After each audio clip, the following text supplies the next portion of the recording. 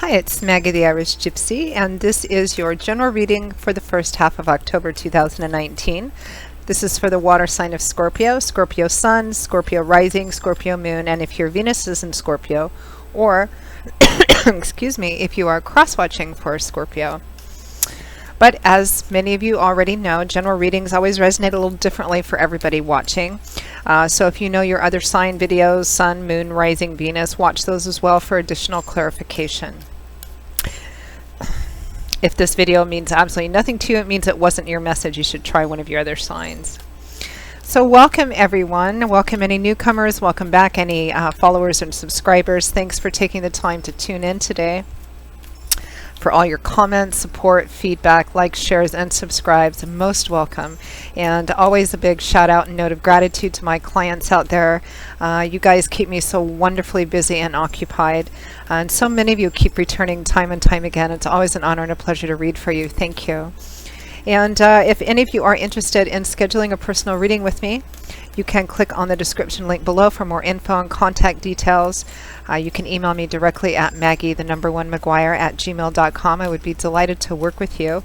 I can usually respond to initial inquiries the same day or within the first 24 hours with more info. And setting up the actual readings is pretty timely too. I'm quite diligent at working with everyone else's schedules and my own to get readings out to you or scheduled as soon as possible. I do readings full-time 6 days a week. I'm quite blessed to be able to have that be all that I do every day. So I work pretty hard to try and set them up in as timely a fashion as possible. So email with me if you're interested, and we'll set something up for you. I offer a wide variety of readings in all areas of life. Okay, Scorpio, let's move right into this. First half of October 2019 for our little stingers, our Scorpios, lovely, deep, intense Scorpios. First half of October.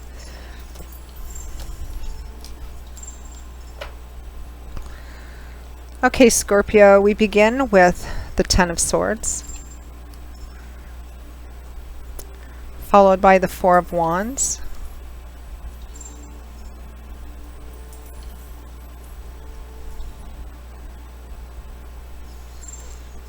we have the Chariot, followed by the Four of Swords.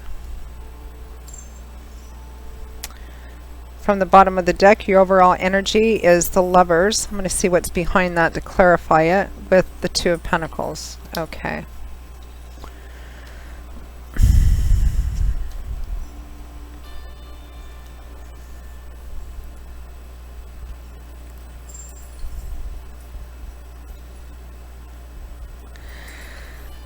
So Scorpio, for many of you,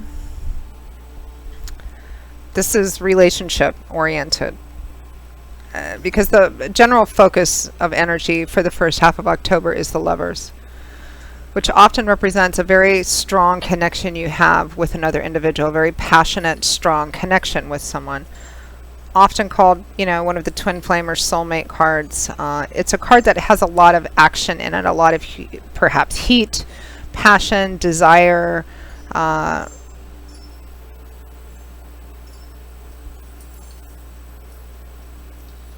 you know, I often in relationships prefer the Two of Cups to the Lovers when it comes to soulmates or twin flames, which I feel is a phrase used a little too often nowadays because it means someone that you have a strong karmic connection to, meaning God, Spirit, your angels and guides. You have that karmic connection because it's, you know, it's one of the few destined things in life, and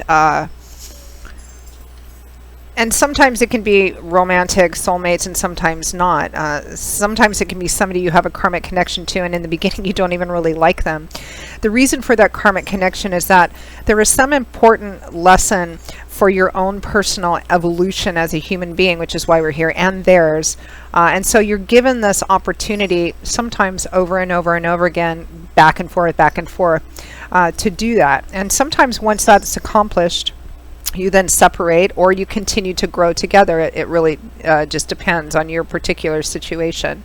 But the Lovers represents that very strong, passionate karmic connection. This is a relationship where, if it's a romantic relationship, as the lovers often is, not always, but often, you know, it's somebody that you have a very passionate connection with each other. The lovers can also represent needing to make a significant choice that's either about a relationship or that's going to affect a relationship. Sometimes it can represent needing to make a choice between two people. Sometimes it just represents needing to make a decision about a relationship that's going to impact that relationship significantly. And that's underscored by its clarifying card, which is the Two of Pentacles. Twos often point to crossroads, duality, needing to make a choice. Some of you might be choosing between two people, or, you know, your partner might have been. But it's about making a decision as to what to do about this moving forward. So that's kind of the overall focus for the first half of October. Now we have the Ten of Swords and the Four of Wands here. So the Ten of Swords is often called the betrayal card. It can represent feeling stabbed in the back unexpectedly. Swords is governed by the element of air, which is all about what goes on up in our heads, our thoughts, perceptions, ideas, belief systems, ideologies, because that affects the way that we see the world and how we communicate our own words and our ideas. It's about mental, cerebral, intellectual energy, truth, wisdom, insight, clarification, higher education and learning, everything that goes on in our minds. Tens do represent cycle completion, and that's one of the few things I like about the Ten of Swords. I mean, there's 4 tens in the tarot deck, and 2 of them, like the Ten of Pentacles and the Ten of Cups, can be, you know, a completion cycle where you feel very fulfilled and content. The Ten of Swords, sometimes the Ten of Wands, can represent, you know, something coming to an end too, but with a much more challenging energy. But the positive aspect of the Ten of Swords is that whatever this betrayal was, or whatever put you, this man, or perhaps the other person in this relationship, face down on the ground, looks like it was very, you know, tumultuous, maybe even devastating. It's over. The 10 represents that it's done. The worst is over. The worst is behind you. It may have been very painful or very challenging, but it's done. It's over. You can see there is a golden light shining through these swords. It's healing. It's coming down from above. It's time to stand up and brush yourself off, look around, and figure out, what am I going to do now? What's my decision? You can see that there's a new day. The sun is rising in the background. A new day is dawning. The animals are beginning to return to the scene. These are all good signs after some kind of, you know, cataclysmic event of some kind. So there definitely appears to, I mean, the Ten of Swords, it may have been very recent, fresh happening, but it does represent that it is behind you, meaning that it has already occurred, even though the energy of it is still here. It's done. Now what clarifies it is the Four of Swords, which is one of the celebratory cards, happy home, one of the weddings or celebration cards. You know, maybe some of you, I mean, God forbid that, you know, any of you were, you were stood up at the altar. I mean, I suppose that could represent that. What a god-awful thing to do to somebody. You know, I'm trying not to pass judgment on people who do. If you feel like you're making the wrong decision, yeah, but, you know, try and do it before the day happens, right? I mean, the Four of Wands is a card of celebratory energy, perhaps getting ready for an event, and it's usually an event connected to happy times around friends and family. So there may have been some significant disappointment for some of you at a family function. Maybe there was a battle or a fight of some kind, or a big argument. You feel like somebody just really kind of kicked you in the teeth. Maybe some of you thought you were going to get married, or thought this relationship was going to lead to this certain place, and you just find out that it's not going to happen, that it didn't happen. Some of you, there may have been infidelity or cheating, whether it was by you or by the other person as well. The fact that you have these 2 cards here that point to making a decision implies that for many of you for whom this is relevant, you have a decision to make. So that kind of implies that there might be an opportunity to continue with this relationship, try and fix it and heal it and move on, or make the decision, you know, I'm out of here, I'm done, I have to move towards where my joy is, or whatever. There's a strong implication with both of these cards here that there is a decision to be made, meaning that there's at least 2 things to choose from. For some of you, it's going to be, maybe there's an opportunity to continue in this relationship despite whatever this Ten of Swords betrayal represents. or to make the decision to end the relationship and move on. Some of you may be in a three-party situation. You may be choosing between two people, and you are, and you are afraid of causing this kind of pain to somebody else. And so that's what you're trying to, you're trying to figure your way out of this. Some of you, it might be your partner is seeing somebody else and you're finding out about it. And you're waiting to see what your partner is going to do about it. Which, again, no judgment, but I'm not a big believer in waiting for somebody else to make up their mind whether you're more valuable than another person so that you can decide what to do with your own life. You're in charge of your own life. So next we have the Chariot and the Four of Swords. Interesting energy. The Chariot is a card of really powerful forward movement. It's a card of remembering what your ultimate goal is, staying focused on that, and moving towards that. The Chariot is a very powerful major arcana card that represents success that comes from not giving up, not being very ambitious, driving forward, harnessing everything together in order to achieve your ultimate goal and your ultimate outcome. It represents success, winning because you refuse to give up no matter what, no matter how many times you fail. But there is a sense of exhaustion that accompanies this because it's clarified by the Four of Swords, which is a card of withdrawing because you feel tired, worn out, exhausted. Swords represent what goes on up in our head, and this man, he's a soldier, he's a knight. What do? They fight battles. That's what these swords represent. Whatever the battle, the challenge, or the issue is. His own sword, his own words, his own thoughts are close by his hand should he need it. But for the time being, he's taken off some of his armor, not all of it. So it implies that he's got to go back out at some point and deal with it. But for the time being, he's not actively engaged with either the source of the conflict or with his own words and thoughts about it. He's taking a time out to rest, recuperate, recover, get some feedback, maybe get some advice to make the best decision possible, not in the heat of the moment. But there's a sense of, when the Four of Swords shows up, it can represent, that you're tired, that you're worn out by this. And it could be for some of you that you may be in a relationship where, something has happened, but it's happened again, or the relationship maybe has just had a number of challenges, and when you think about just pushing through and keep moving forward in this relationship, you may be just like, I don't know if I want to keep doing this or not. I'm tired, this is what I want, and it shouldn't have to be this hard, I shouldn't have to struggle, I'm just tired. So I really feel like many of you, the Chariot is I feel like for many of you, the Chariot is an option. Because sometimes the Chariot can represent winning at all costs, forward movement at all costs. How much is it going to cost? At what point does the cost become too high for you? And I think that's what you have to figure out here, Scorpio.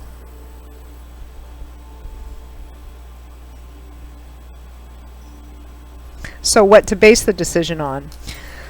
I don't think this first half of August, I feel like you're trying to put things together and maybe take take a step back. Maybe get away if you can. Let's pull some advice cards. What's the advice for Scorpio the first half of October for those for whom this message is relevant?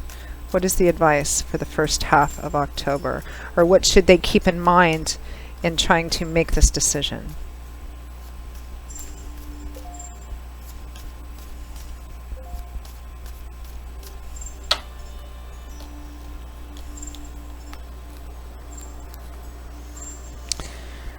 The Fool and Judgment.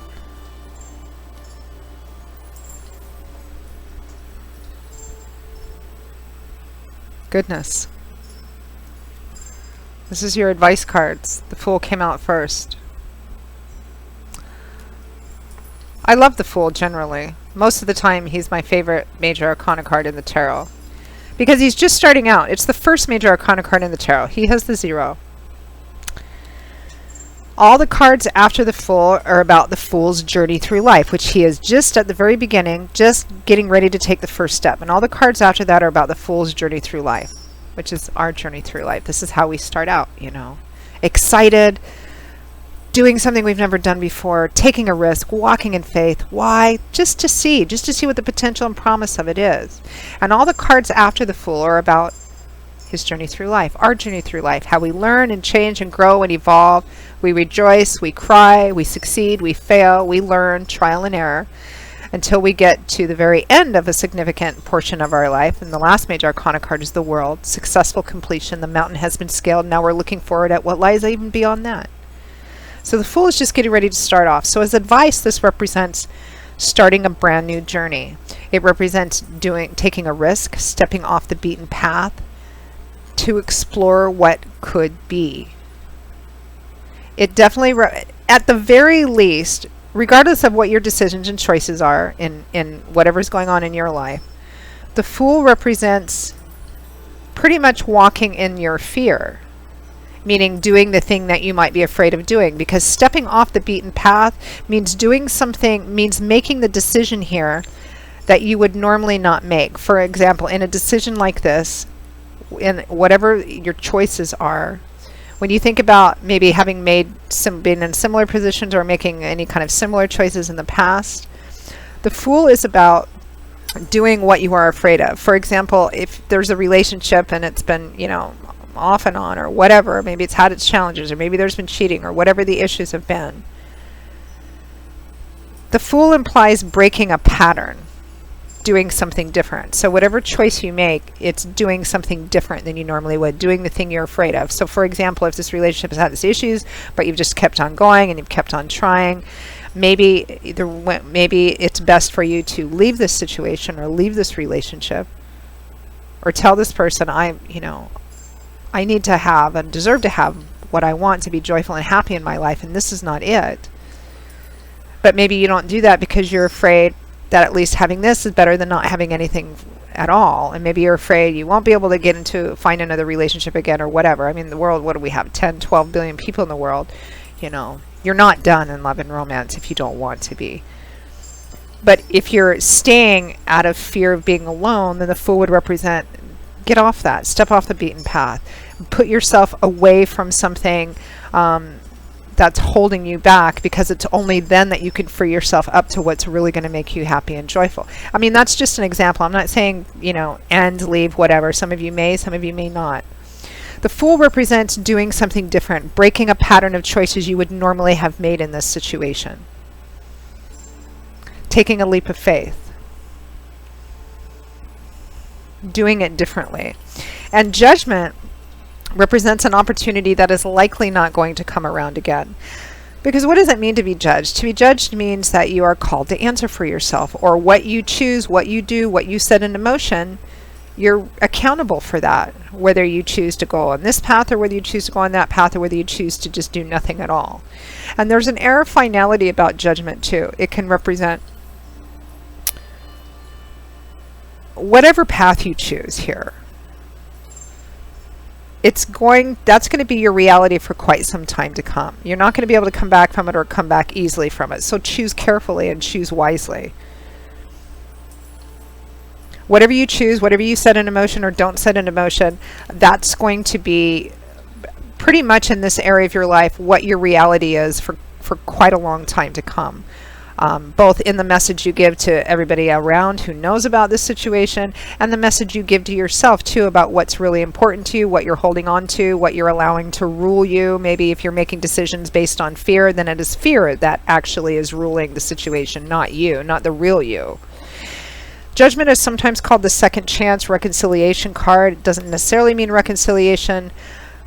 But again, the implication for that is that there's a chance to do something different here. If there's a second chance here, it doesn't necessarily mean a second chance at the relationship. If the relationship has just been, it's off and on and back and forth and always this thing, it can represent the second chance, meaning here's your opportunity to break this cycle once and for all. Because if you don't, this is what you're going to be stuck in for a while. because you're giving yourself that message about what your priorities are, or what's important, or what you're holding on to or not. And the implication with second chances, just like the Fool, is the implication is to do it differently than how you have been doing it or how you would have done it before. It's asking yourself, what are your choices? What are your options? What are you afraid of? What are you holding on to? And if you're holding on to it, are you holding on to it out of fear of what? And don't allow fear to be the thing that makes the decision for you. It's very similar to when strength comes up. It's about taking a chance. I think if this has been a relationship where this person has done this, whatever it has been to you before, and you just keep coming back and keep coming back, Spirit is saying, look, there's an opportunity here to do something different. But if you choose to go the same path, then that's pretty much what you're going to be stuck in for a while. This relationship, it's just, that's the way it's going to be. Or you can do something different. Break the cycle here. Kind of an intense reading. So, Scorpio, that is your reading for the first half of October 2019. I hope you found it helpful and useful. If it resonated for you, or if any of the videos did, and you'd like to take a deeper look at something specifically and set up a personal reading with me, just click on the description link below for more info and contact details. You can email me directly at Maggie1McGuire@gmail.com. I would be delighted to work with you. I do love and romance readings, relationship compatibility, career, work, and finance, investment, gift readings, 6 and 12-month life overviews, and a variety of others too. You can also find me on the smartphone app Instantgo under Irish Gypsy, and that link is also provided. So I will see you all again, Scorpio, in a couple of weeks for the October 2019 mid-month readings. Until then, as always, I wish you much joy, much love, strength, peace, and harmony, and I hope to see you back here again soon. Take care. Bye-bye.